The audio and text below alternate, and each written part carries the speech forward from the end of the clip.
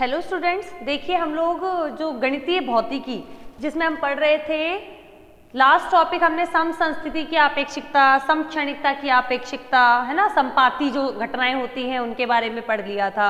हम लोगों ने लॉरेंस ट्रांसफॉर्मेशन के बारे में पढ़ लिया था, यानी लॉरेंज रूपांतरण के बारे में पढ़ लिया था। हम लोगों ने देख लिया था कि अगर एक कैसा निर्देश तंत्र S है, रुका हुआ है, S डैश जो है वो चल रहा है किसी नियत वेग से, तो उनमें क्या चीजों की समानता होती है, मतलब x dash, y dash, z dash, t dash, उनके मानों में किस प्रकार से परिवर्तन होता है। अब हम लोग देखेंगे वेगों का संयोजन।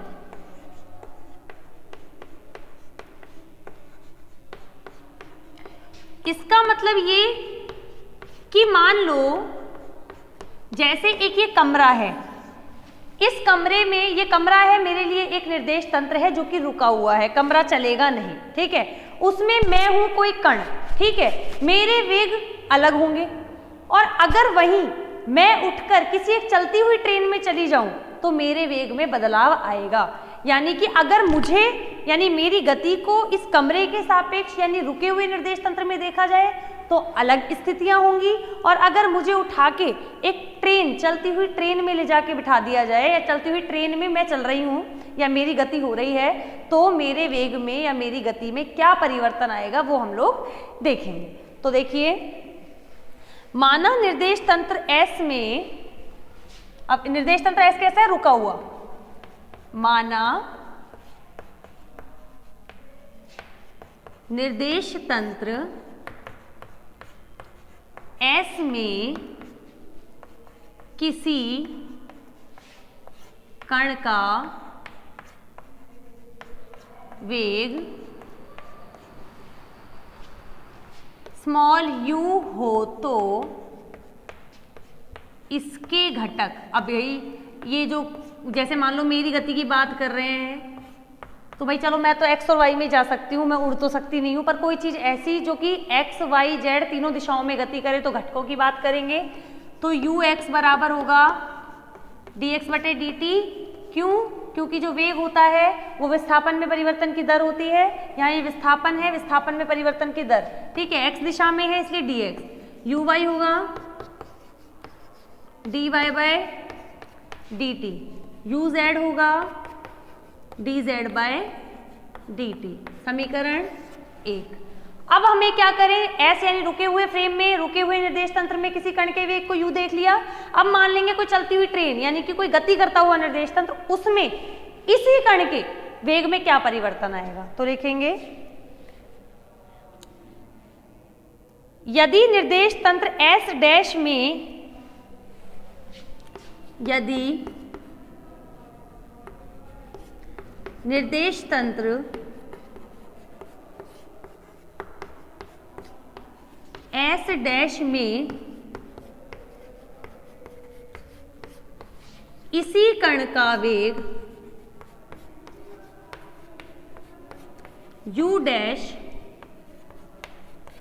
हो तो इसके घटक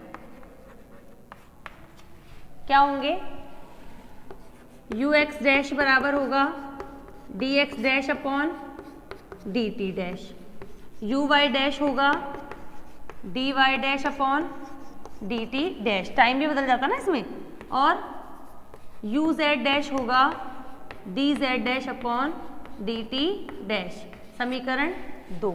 लिखो इसको, फिर आगे लिखवाते हैं।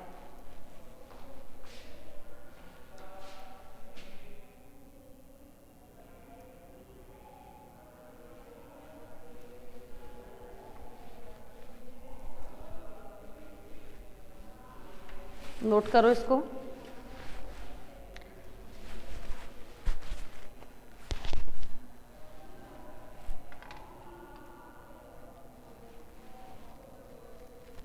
हमें अब लॉरेंज रूपांतरण समीकरण काम में लेनी पड़ेगी ux dash, uy dash, uz dash में परिवर्तन देखने के लिए, किसके सापेक्ष, इनके सापेक्ष। जैसे कि मान लो मैं इस निर्देश तंत्र में मान लो 5 मीटर प्रति सेकंड के दर से या 5 मीटर प्रति सेकंड के वेग से गति कर रही हूँ, और किसी ट्रेन में चल के मेरा वेग 7 मीटर प्रति सेकंड हो जाए, तो मेरे को क्या पता चलेगा कि पिछले निर्देश तंत्र से मैं 2 मीटर प्रति सेकंड आगे से गति कर रही हूँ, ठीक है ना। तो इसीलिए तो आगे लिखते हैं,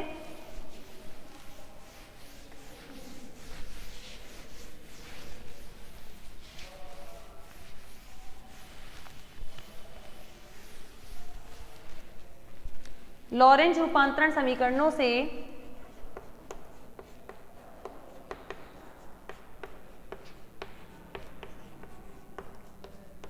लॉरेंज रूपांतरण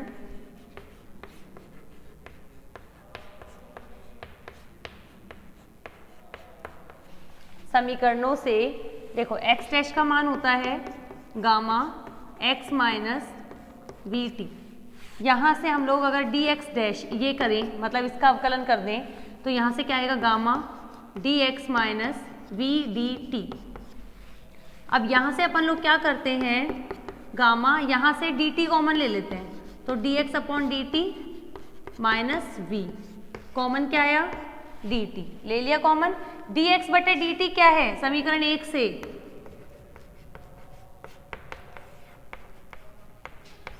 dx अपॉन dt ux है, वही हम लोग यहाँ लिखेंगे।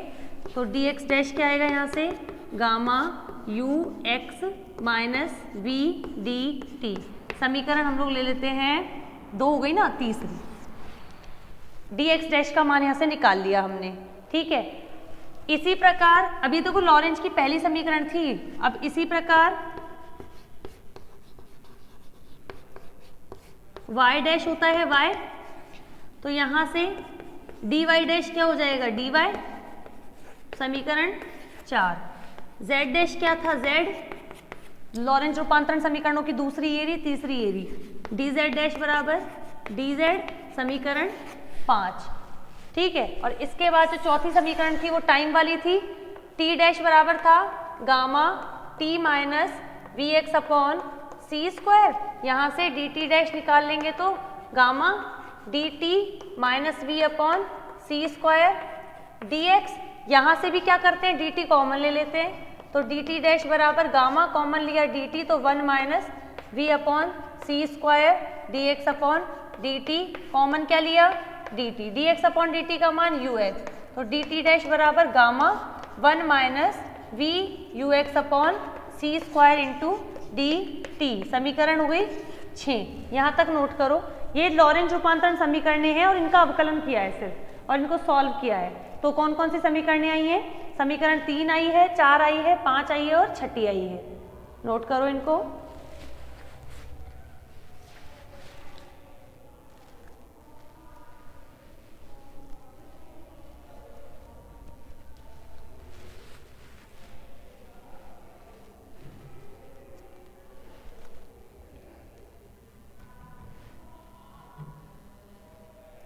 हमें निकालना है किसका मान, ux डैश का मान, uy डैश का मान, uz डैश का मान। तो ux डैश का मान अगर मुझे निकालना है तो ux डैश का मान होता है dx dash upon dt dash, यानी कि समीकरण 3 जो है dx डैश वाली, उसमें समीकरण 6 का भाग दे दूंगी मैं, तो मेरे पास इसकी वैल्यू आ जाएगी। ऐसे समीकरण 4 में समीकरण 6 का भाग दे दूंगी तो uy डैश आ जाएगा, और ऐसे ही समीकरण 5 में समीकरण 6 का भाग दे दूंगी तो uz डैश आ जाएगा। तो यही हमें करना है।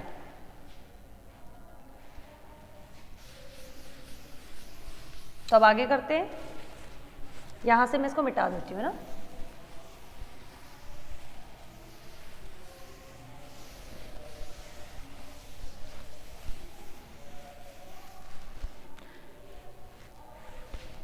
समीकरण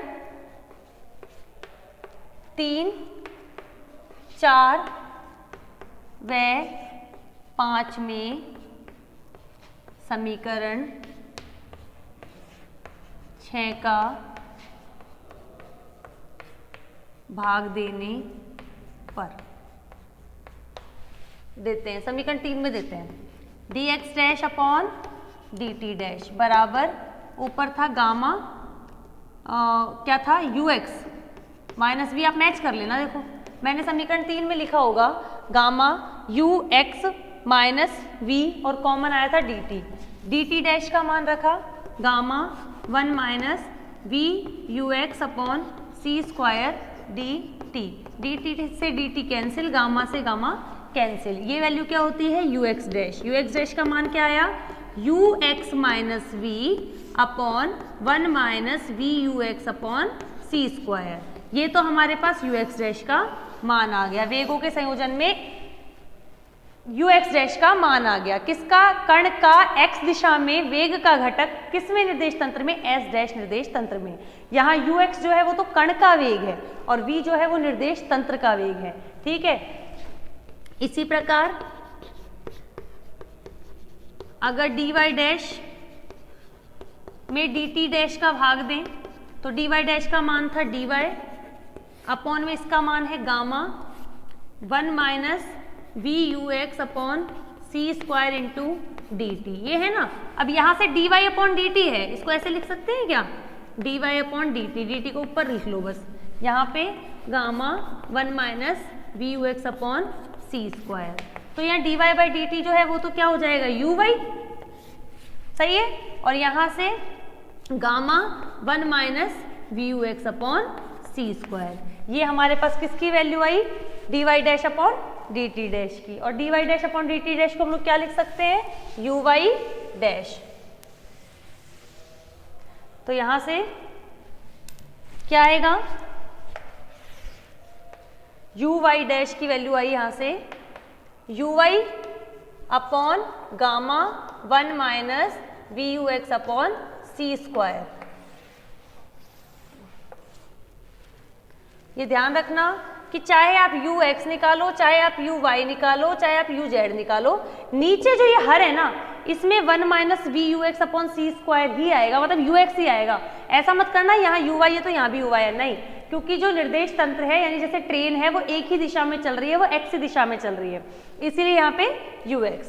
तथा ऐसे ही अगर अपन लोग D Z dash upon D T dash निकालें तो D Z upon gamma 1 minus we you x upon C square D T, D Z upon D T क्या हो जाता है? U Z upon gamma 1 minus we you X, देखो यहाँ तो U X ही आ रहा है, अपॉन सी स्क्वायर। तो D Z dash upon D T dash हो गया U Z dash is equals to U Z upon gamma 1 minus we you x upon C square.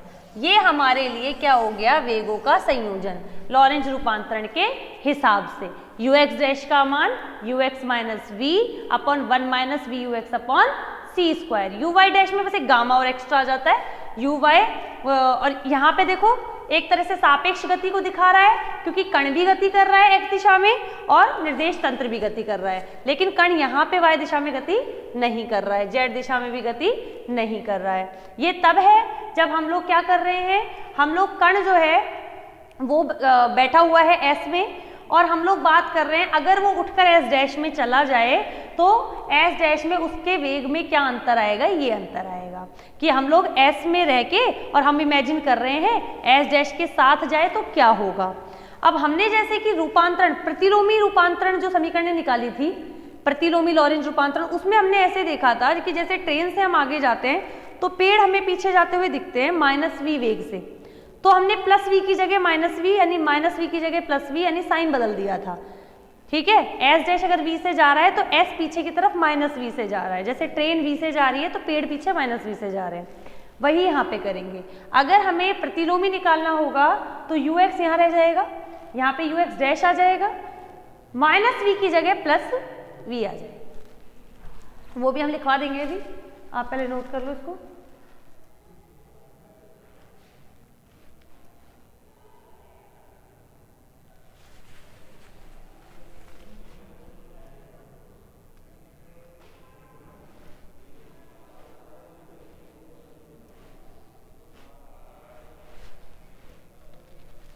अब इनकी देखेंगे विशिष्ट स्थितियां इन्हीं फॉर्मूला से।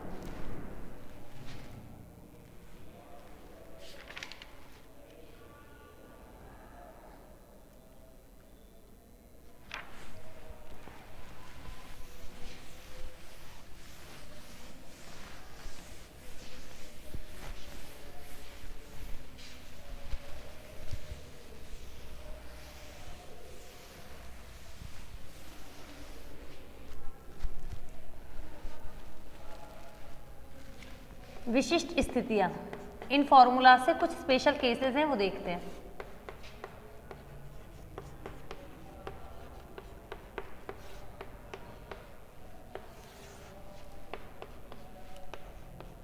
फर्स्ट है इसमें, यदि कण निर्देश तंत्र S में, यदि कण, कोई कण है जैसे कि मैं मान लो इस कमरे में हूं, निर्देश तंत्र S जैसे कमरा जो कि रुका हुआ है, यदि कण निर्देश तंत्र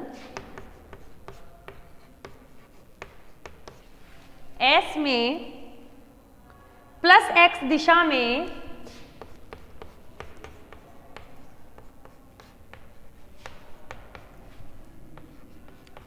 प्रकाश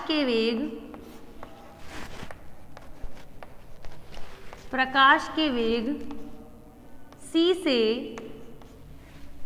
प्रकाश के वेग c से गति कर रहा है तो क्या होगा? अगर कण +x दिशा में यानी x दिशा में निर्देश तंत्र S में गति कर रहा है, किससे? प्रकाश के वेग से यानी कि c से, तो इसका u y क्या होगा? 0, क्योंकि y दिशा में कोई गति नहीं है और z में भी कोई गति नहीं है। तो अब अगर यही कण की हम लोग बात करें और यही कण की गति हम लोग S डैश निर्देश तंत्र में देखें तो क्या होगा? तो S डैश निर्देश तंत्र में क्या होगा? ux डैश निकालें तो वो होता है ux minus we upon 1 minus we you x upon C square. ux की जगह c रखें, c minus we upon 1 minus u x की जगह c रखें तो वी सी अपॉन सी स्क्वायर। यहाँ से c minus we upon c से c cancel, 1 minus we upon c. LCM लेके सॉल्व करें, c माइनस वी, नीचे भी c minus we upon v, c minus we से c माइनस वी कैंसिल, ऊपर गया तो c आएगा, नीचे एलसीएम c है, ऊपर गया तो c, यानी कि यू एक्स डैश जो है वो क्या आया है? c। और यू वाई डैश क्या आएगा? U y upon 1 minus we you x upon C square. ये 0 है यू वाई, तो ये भी 0 हो गया, यानी यू वाई डैश क्या हो जाएगा? 0। इसी प्रकार यू जेड डैश भी क्या हो जाएगा? 0, क्योंकि यू जेड डैश का मान भी u Z upon 1 minus we x upon C square आता, यू जेड 0 तो ये भी 0। इससे क्या पता चला? जो हमने स्पेशल थ्योरी जो है आपेक्षिकता सिद्धांत का द्वितीय अभिग्रहित पढ़ा था कि प्रकाश का वेग सार्वत्रिक नियतांक है, किसी भी निर्देश तंत्र में भले ही चले जाओ वो नहीं बदलेगा। सेम वही चीज यहाँ पर काम आई है। कैसे? कि अगर कोई कण जो है वो x दिशा में s निर्देश तंत्र में प्रकाश के वेग से गति करा तो देखिए जब वो s डैश में चला गया तो भी वो प्रकाश के वेग से ही गति कर रहा है, c से ही गति कर रहा है, उसके वेग में किसी भी प्रकार का कोई परिवर्तन नहीं आया है। यानी प्रकाश का वेग निर्देश तंत्र बदलने पर बदलता नहीं है। ये इससे स्पेशल केस से पता चला है, नोट कर लो इसको।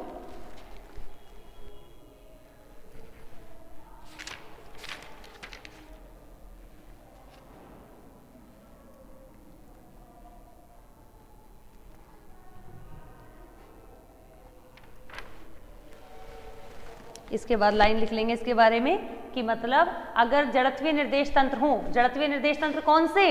या तो रुके हुए हो या नियत वेग से गतिशील हो, तो प्रकाश का वेग उनके लिए नहीं बदलता है।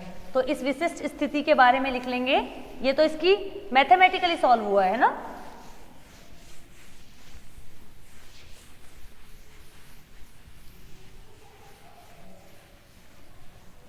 ये तो मैथमेटिकली सॉल्व हुआ है। अब इसके लास्ट में लाइन लिख लेना, अतः कण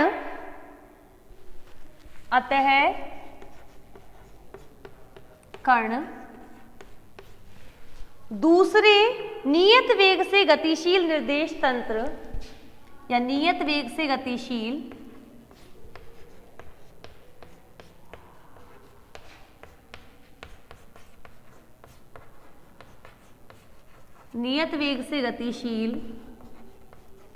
दूसरे निर्देश तंत्र S डैश में भी में भी प्रकाश के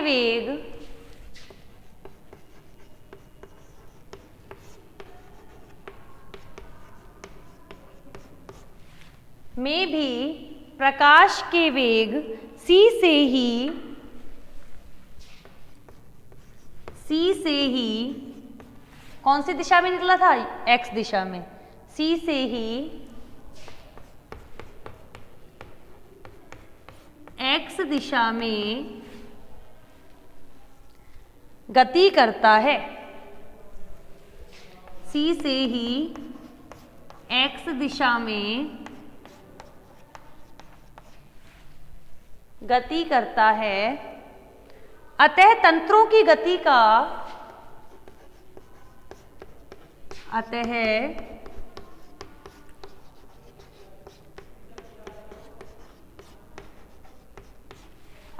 तंत्रों की गति का प्रकाश के वेग पर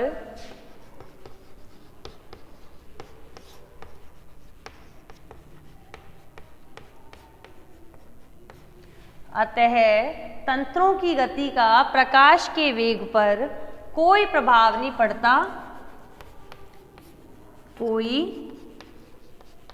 प्रभाव नहीं पड़ता। यानी कि c को तो चाहे तुम कहीं पर भी देख लो, प्रकाश के वेग को, वो हमेशा एक जैसा ही रहता है। नोट कर लो इस लाइन को। फिर दूसरा स्पेशल केस पढ़ते हैं इसका।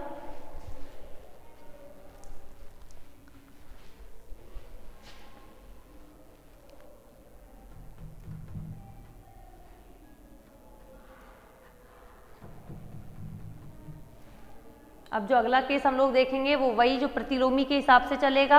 यानी कि अब हम लोग देखेंगे कि हम लोग ट्रेन में बैठे हैं और पेड़ पीछे जा रहा है ना।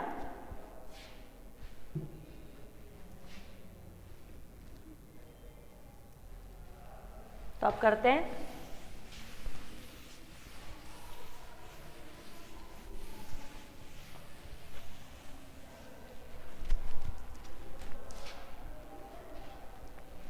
दूसरा है स्पेशल केस ही चल रहा है, विशिष्ट स्थिति। चूंकि S डैश निर्देश तंत्र, चूंकि S डैश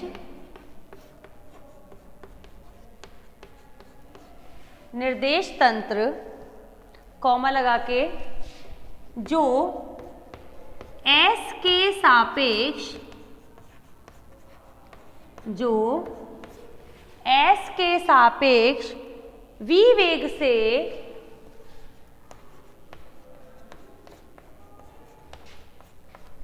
गति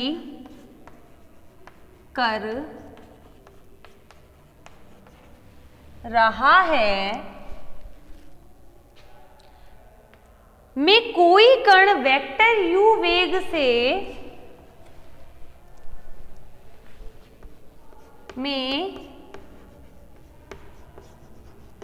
कोई कण वेक्टर u वेग से एक मिनट, वेक्टर u डैश आना चाहिए ना। S डैश निर्देश तंत्र जो कि S के सापेक्ष v वेग से गति कर रहा है, में कोई कण वेक्टर u डैश वेग से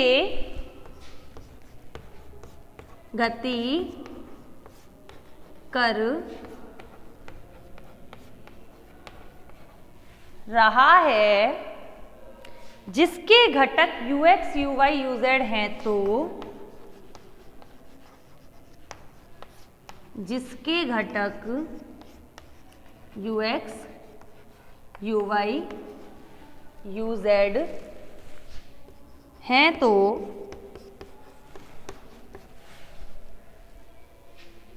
निर्देश तंत्र S में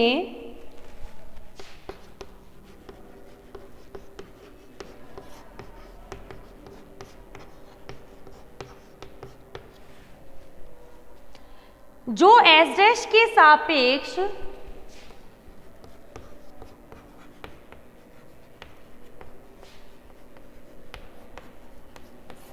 -v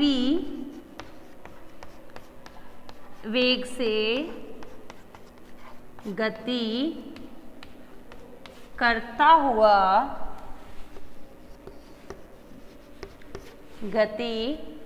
हुआ प्रतीत हो रहा है,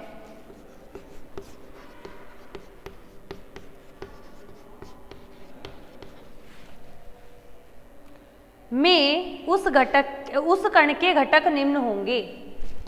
में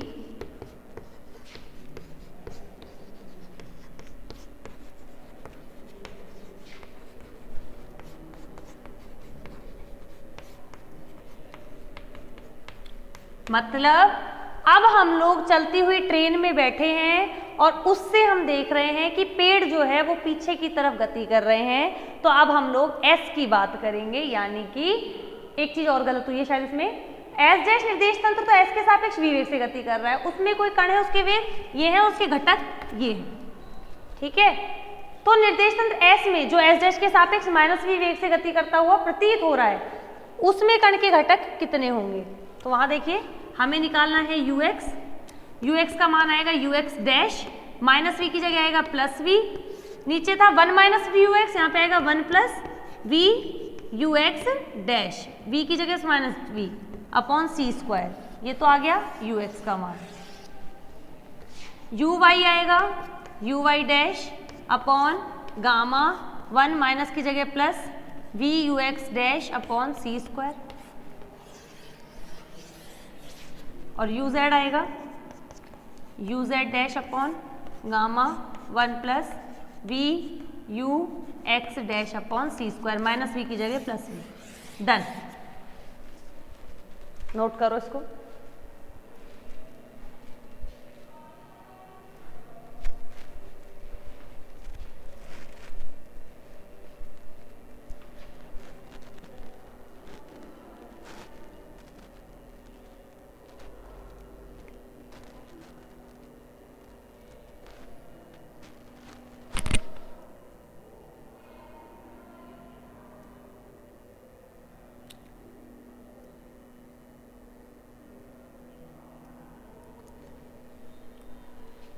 तो ये हमारा क्या पता चल गया, ये इसकी दोनों स्थितियां हो गई। अब अपन को करना है इसमें त्वरण का रूपांतरण। अभी तक अपन ने सिर्फ वेगों का संयोजन देखा है, उसके स्पेशल केस देख लिए, अब हमें देखना है त्वरण का रूपांतरण।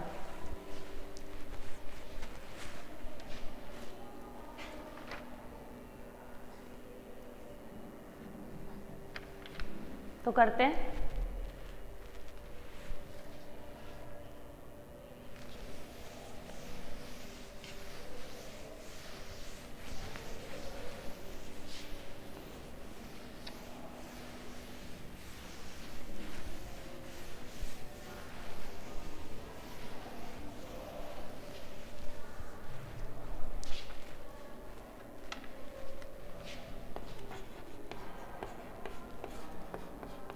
मतलब अब त्वरण जो है, पहले हमें एस निर्देश तंत्र तक पढ़े हुए हैं, अब हमें एस डैश में देखना क्या चेंज आता है।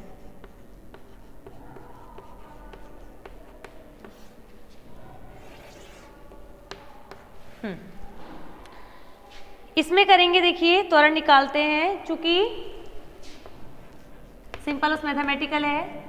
यू एक्स डैश का मान होता है u x minus we upon 1 minus we you x upon C square. यहाँ पे जो v है वो कैसा है, नियत है। क्यों? क्योंकि हम शुरू में एक लाइन बोलते हैं कि s डैश निर्देश तंत्र s के सापेक्ष एक नियत वेग v से गति कर रहा है। त्वरण क्या होता है, वेग में परिवर्तन की दर। हम इसका t के सापेक्ष अवकलन करेंगे, t के सापेक्ष अवकलन करने पर करो D u x dash upon D t बराबर, क्योंकि अब यहाँ के सापेक्ष कर देते हैं। तो किस तरह से करेंगे इसका, हर का स्क्वायर, अंश बटे हर है ना, हर का स्क्वायर, हर गुणा, हर लिखो पहले, गुणा अंश का अवकलन। अंश का अवकलन करोगे तो d u x upon D t, v तो वैसे भी क्या है, कांस्टेंट है, कांस्टेंट का क्या हो जाता है, 0, माइनस अंश यू एक्स माइनस वी, और हर का अवकलन, हर क्या है ये रहा, इसका अवकलन करोगे तो इसका तो हो गया 1 का 0, इसका करेंगे तो minus we upon C square, वैसा की वैसा यू का d u x upon D t. Note करो इसको।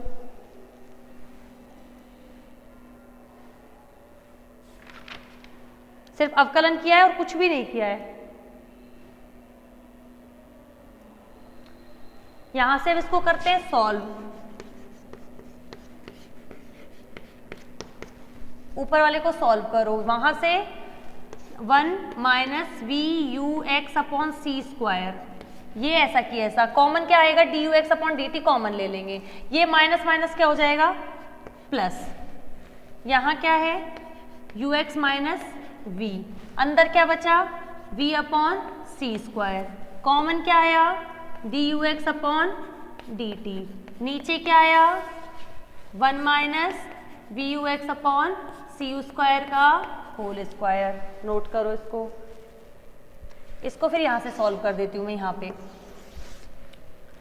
D u x dash upon D t बराबर, सॉल्व करो 1 minus we you x upon C square, open किया तो plus v you x upon C square, इसको इससे किया तो माइनस वी स्क्वायर अपॉन सी स्क्वायर, मल्टीप्लाई में कॉमन क्या आ रहा है d u x upon D t,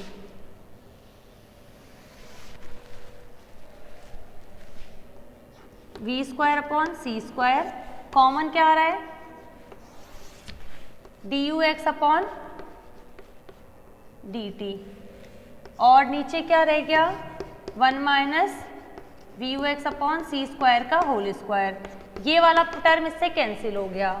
यहाँ से d u x dash upon D t की वैल्यू आ रही है 1 minus v square upon C square, 1 minus we you x upon C square का whole square d u x upon D t, equation 1। एक बार इसको note करो।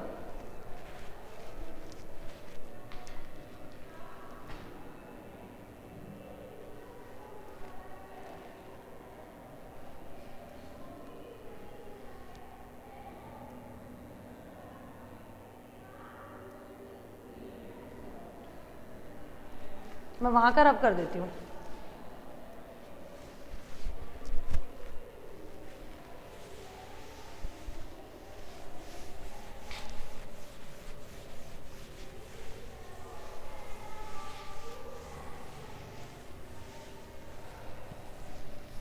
अब देखो हमें क्या निकालना है, हमें निकालना है एस डैश निर्देश तंत्र में त्वरण, यानी हमें निकालना है ए डैश, और एक्स दिशा में बात कर रहा है तो ए एक्स डैश।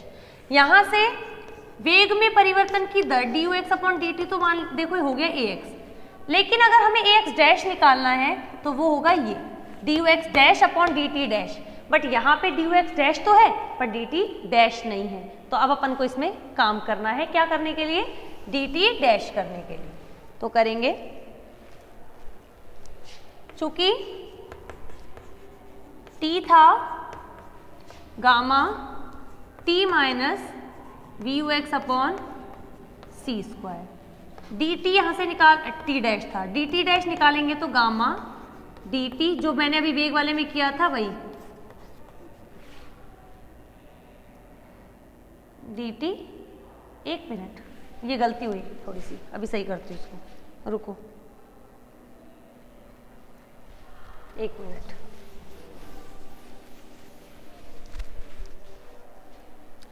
ये था टी डैश था gamma t minus we x upon C square, यही था ना, डी टी डैश निकाला तो gamma d T minus we upon C square d x, d t common लिया था, डी टी डैश बराबर gamma 1 minus we upon C square d x upon D t, common क्या आया d t, यहाँ से d T dash बराबर gamma 1 minus we upon C square, ये क्या था you x into D T.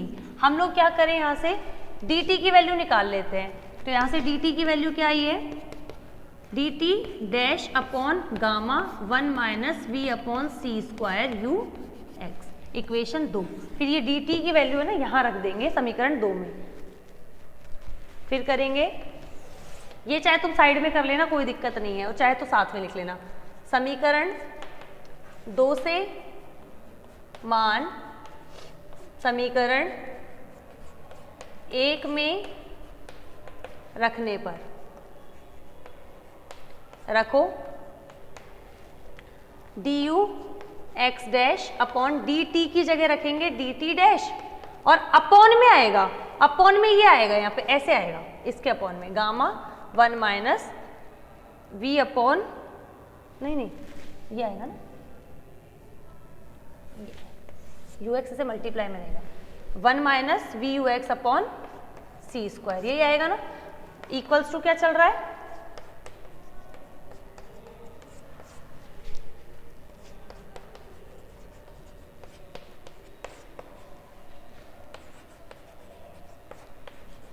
ठीक है।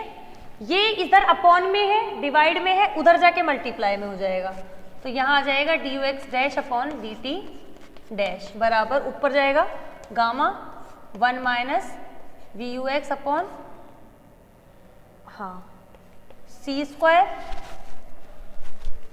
1 minus v square upon C square 1 minus we you x upon C square का whole square d u x upon D t. एक बार इतना कर लो,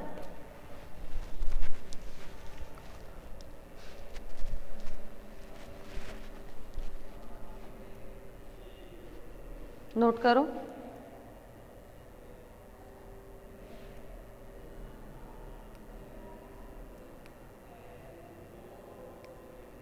ये कुछ गलती हुई है, 1 मिनट रुकना जरा, 1 मिनट रुकना, ये यहाँ पे कुछ गलती हुई है। देखो ये इसके अपॉन में है तो जाएगा ऊपर, ऊपर जाएगा तो ये नीचे आना चाहिए ना, सही बात है, गलती हुई है यहाँ पे, ये मैं ऊपर ले गई गलती से।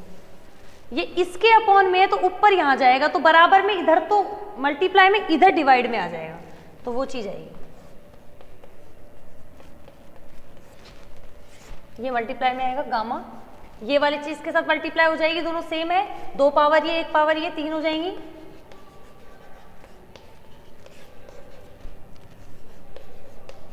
अब कर लो, अभी तो इसको बस आगे सॉल्व करना है, थोड़ा सा अपने पास त्वरण का रूपांतरण आ जाएगा।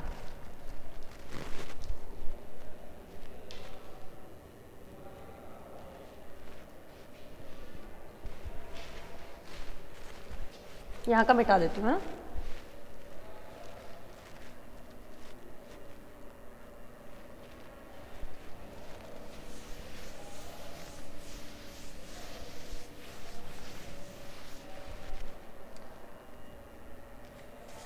यहां से क्या आएगा, वहां से d u x dash upon D T dash क्या हो जाएगा, त्वरण ए एक्स डैश, वो क्या है देखो, गामा की वैल्यू क्या होती है 1 upon under root 1 minus v square upon सी स्क्वायर, गामा की वैल्यू रख देंगे। ऊपर क्या है, पूरा सॉल्व करके दिखा रहे हैं ना, गामा की value 1 upon under root 1 minus v square upon सी स्क्वायर, मल्टीप्लाई में क्या है 1 minus we you x upon C square की पावर 3, और यहाँ पे ए एक्स क्यों, d u x upon D T. अब ये जो है ऊपर जाएगा 1 माइनस वी स्क्वायर अपॉन सी स्क्वायर की पावर 1, और ये पावर क्या है 1/2, टोटल क्या हुई 3/2, तो एक्स डैश क्या आ गया 1 माइनस वी स्क्वायर अपॉन सी स्क्वायर की power 3/2 upon 1 minus we you x upon C square की पावर 3 ए एक्स।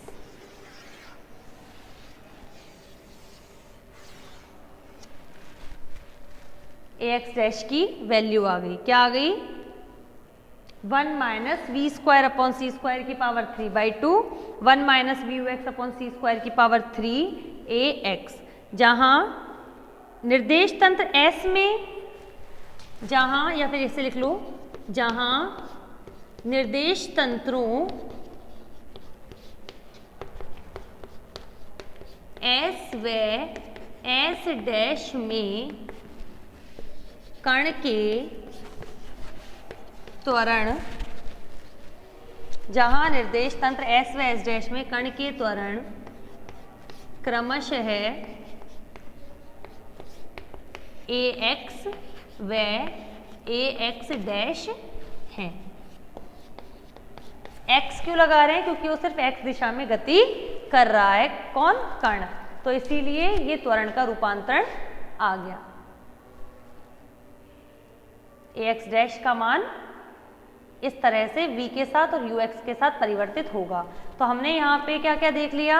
हमने यहाँ पे देख लिया लॉरेंज रूपांतरण समीकरणें देख ली, वेगों का रूपांतरण देख लिया या वेगों का संयोजन जो भी है वो देख लिया, त्वरण के लिए देख लिया। अब अगले में हम लोग देखेंगे कि द्रव्यमान में कैसे चेंज आता है, एस व एस डैश में जाएंगे, लंबाई में कैसे चेंज आता है, समय में कैसे चेंज आता है, वो सब तो वो हम लोग नेक्स्ट क्लास में देखेंगे।